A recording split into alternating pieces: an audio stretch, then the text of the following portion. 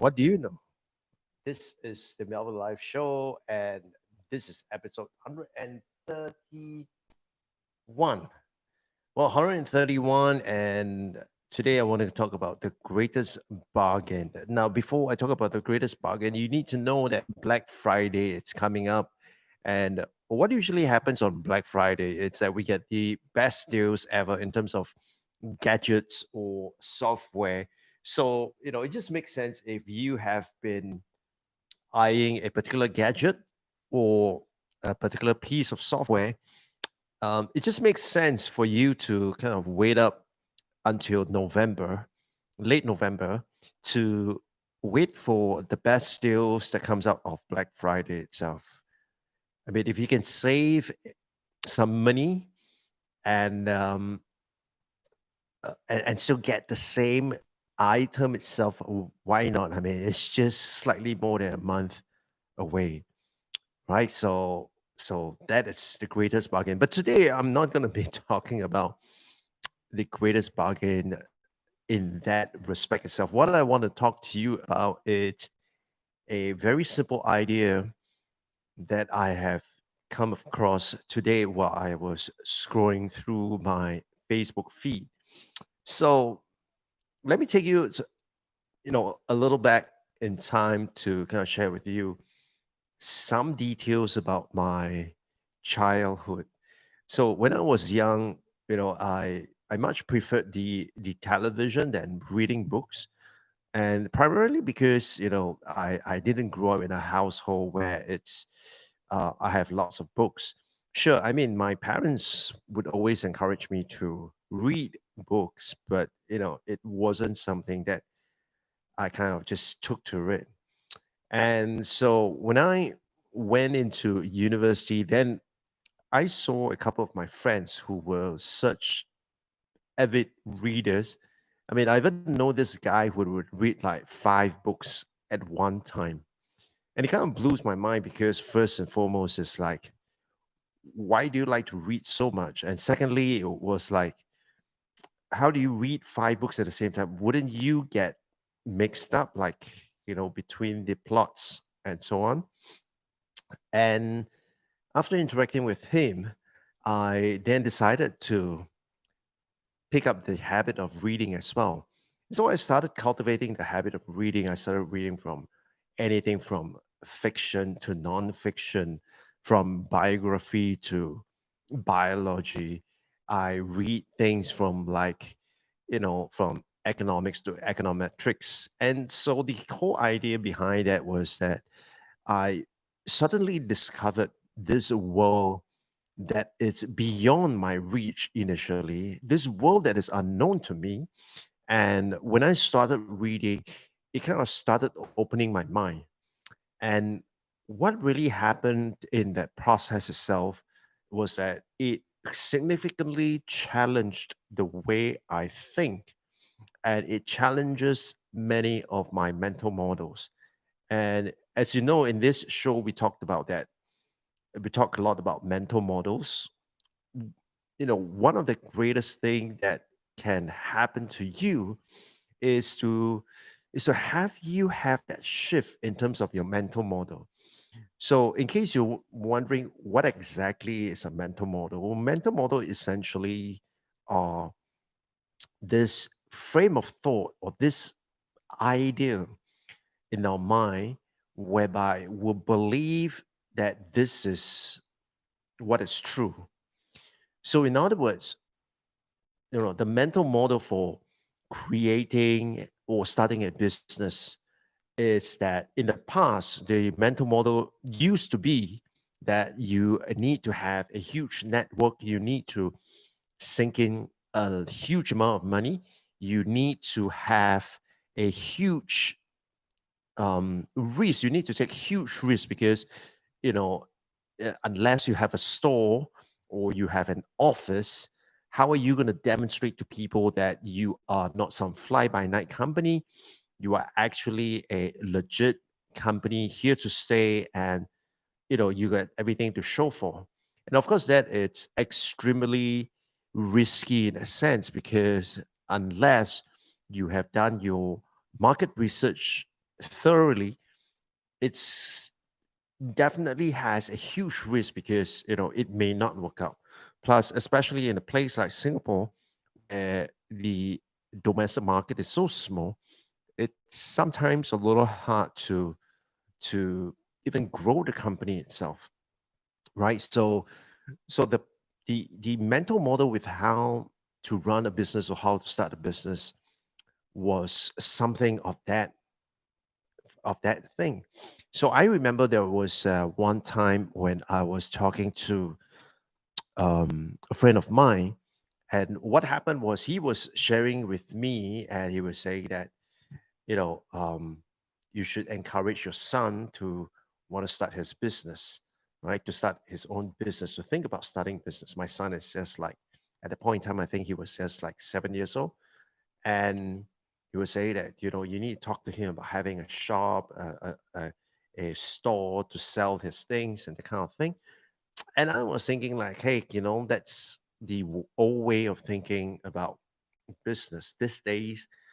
Anyone who can set up a website and accept payment over the internet has got a business running.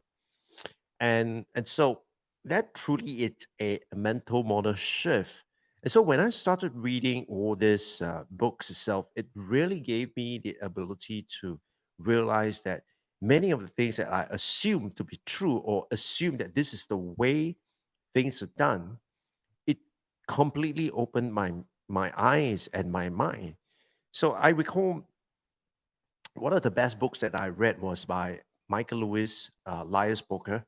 And not only was it a great book to read, but it was a huge mental shift in terms of what work it's like in an investment bank. And so that kind of gives you that reality, that kind of gives you that sense of like, hey, it's not always what it seems, or it isn't always what it looks like, either in the news or in the papers. And it's something that we need to be aware of. And I would say once I started, that reading habit itself, I started to realize that there was a lot of benefit with reading. So when I became a dad, uh, one of the most um, one of the most key things that I want to make sure that instill in my kids was the habit of reading. So at a very young age, we would read to the kid. We'll read to them every night, and at some point in time, I would read to them everything that I can lay my hands on. And I remember this one time I was actually reading to them about balance scorecard, and obviously they were like, they don't know what the hell is going on. But the whole idea was just to expose them, or just to introduce to them a different set of things. And because most of the time when people think about reading to kids, they think about reading children's book. And it doesn't have to be children's book, because a lot of time the children's book might even give them a false sense of a mental model in terms of what the world is like. And so, that exposure itself is truly, truly invaluable.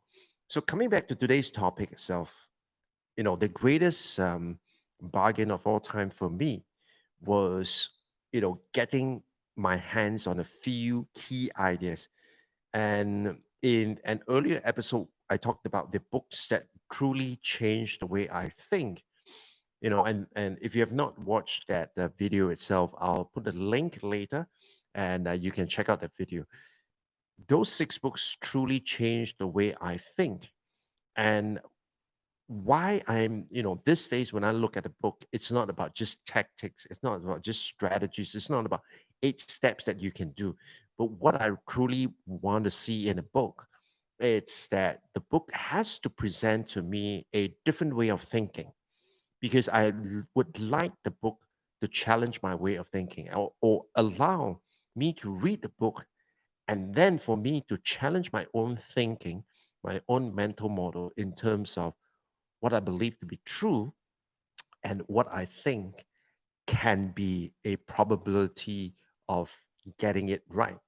And so, as I read more and more these days, I'm beginning to see that, hey, there are actually a lot of things that sometimes we believe it to be, in one aspect, but it may not necessarily be the case.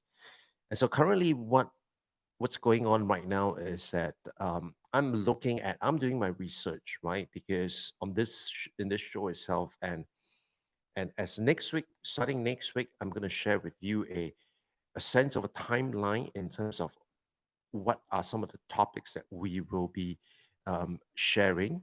And essentially, those topics are the milestones that I've gone through.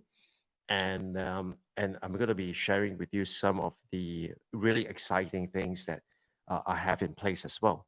So, you know, coming back to that, it's really about these days I really look for books that it's able to challenge my way of thinking, because I believe that it first sometimes it's the way that we think, our mental model, our mindset, that either help or hinder us in terms of our success. And so if you have always been thinking about doing things in a particular way, or you are thinking about wanting to go into a new area of work, but you are carrying with you an old frame of mind, then truly the best thing that you want to do is truly to read more, to speak to more people, and to be able to get a wider point of view, right? And so, with that itself, what I like to do is I like to leave you with a quote. And this quote is from Tom Peters. And the quote goes something like this, right? It says that, when um, says that when I read a book, let me just show it to you. So Tom Peters says that, by the way, you know who Tom Peters is, right? He's this great management guru, right? So Tom Peters said that if I read a book that costs me $20 and I get one good idea, I've gotten the one of the greatest bargains of all time. And indeed, I believe that is the truth, right? I mean, if all we need is just to invest $20 or even less, right? I mean, these days, our library it's quite well stocked, and sometimes just you know investing not just the money but investing the time into reading some really really good books. And when you read those books itself, it's really for you to challenge your own thinking. And because once you are able to expand your thinking, you know it becomes like a rubber band. Once it's stretched out, it will never quite go back into its original form. And so if you think about it, just reading that one book could give you that enormous breakthrough. Just like years back when I went to an NLP program, I was looking for that breakthrough in terms of success. And indeed, I did get my breakthrough from that course itself. And so, my friends, share with me, what is the one book that you have read that has truly shaped the way you think about life, about work, about love, even, right? What is that one book? Share with me in the comments, and I'll see you guys on the next one. All right, bye bye.